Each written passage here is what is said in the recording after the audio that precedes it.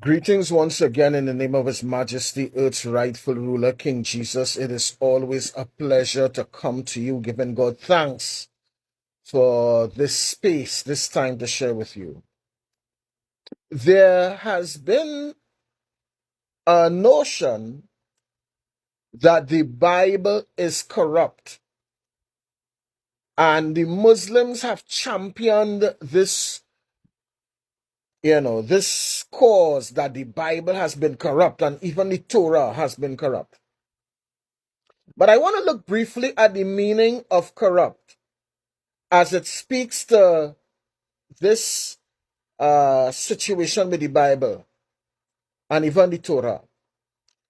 It says here, corrupt is to change or debase by making errors or unintentional, alterations.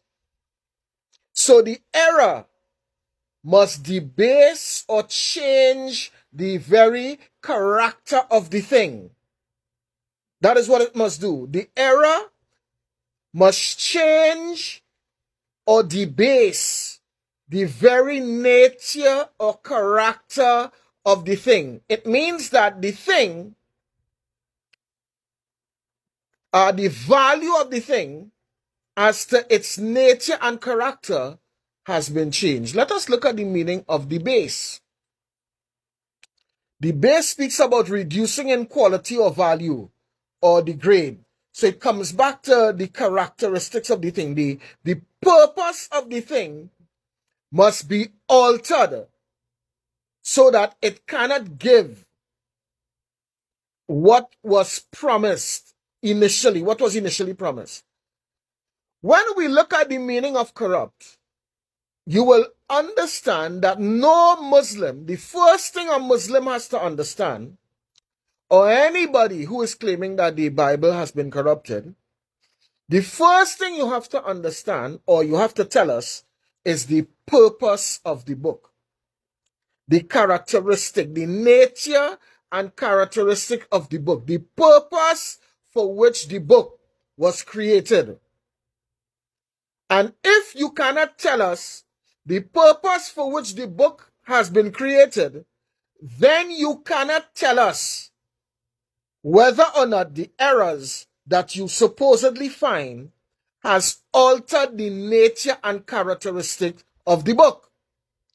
So far, no Muslim making the accusation that the Bible has been corrupted, no Muslim have produced or have told us the purpose of the book. What is the nature and characteristic of the book?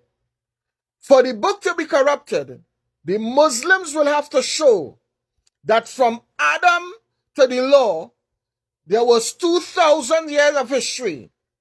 The Muslims will have to show that the principles that were inducted in that 2,000 years, that the so-called errors that they found in the Bible, altered the characteristics and nature of those principles. The Muslim will also have to show from Moses to Jesus, the law. The Muslim will have to show that the errors, the so-called errors, have altered the nature and characteristics of the law. And from Jesus on, the Muslims will have to show that the errors have altered the nature and characteristics of the testament or the reform that Jesus has enacted. You see, until such a time, they are just ranting and fooling people because people don't understand exactly what certain things mean.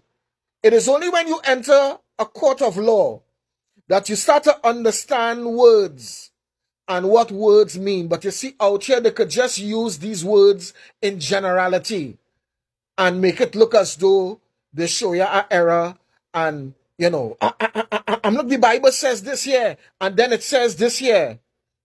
Does that so-called contradiction alter any doctrine?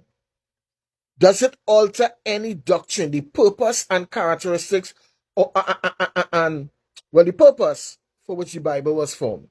Let me just read you something here. The Bible speaks about the New Jerusalem and there being 12 gates and 12 foundations. The 12 gates are the 12 apostles.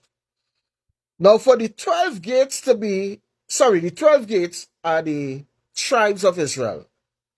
You have no Ishmaelite there. You have no Muslim there. No Muslim is there. The 12 gates to the city is Israel. The city is built upon 12 foundations.